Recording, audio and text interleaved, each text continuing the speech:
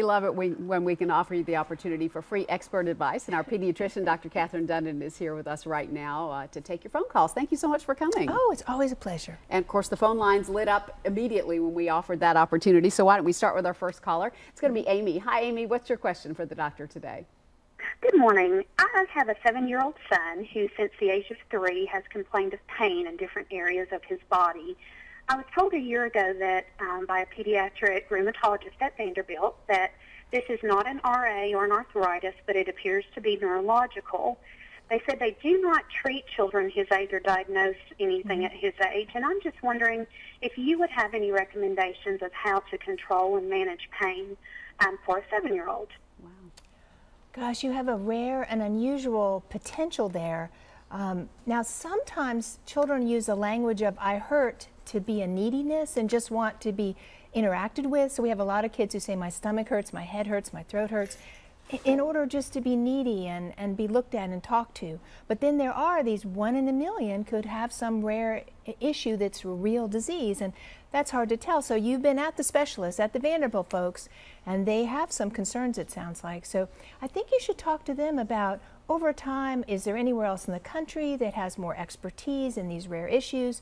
But also if he acts fine, even though he says he hurts, it's not like he limps or winces or cries, he just says all this, then I just give him comfort and act unconcerned and see if life doesn't carry on just fine.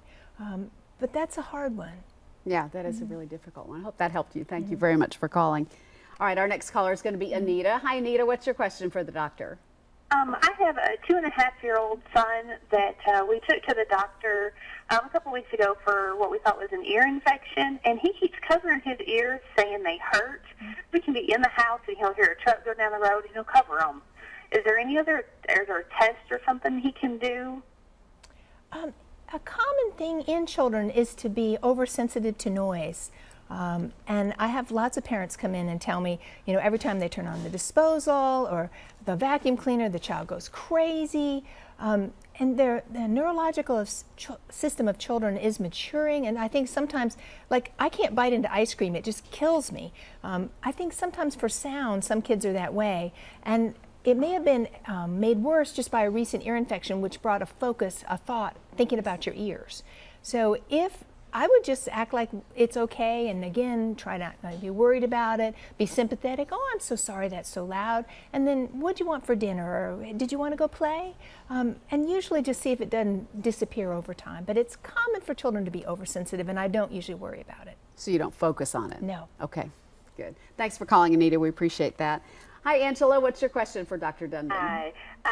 I have an 11-year-old that just returned from camp and was diagnosed yesterday with swimmer's ear, and today was diagnosed with a middle ear infection, and she is in severe pain, and I'm just wondering what to do with how to combat the pain.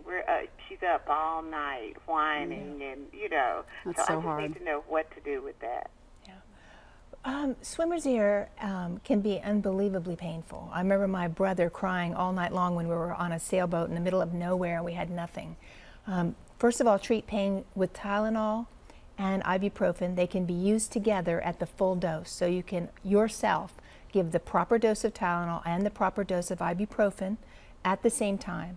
If that's not doing it, you need to talk to your doctor, because that's when often I use Tylenol with codeine and some numbing drops. All right. Hope that helps. I know that's a difficult situation. Thank you so much for being with us. We appreciate Always it. fun. Always. And we'll see you again next month.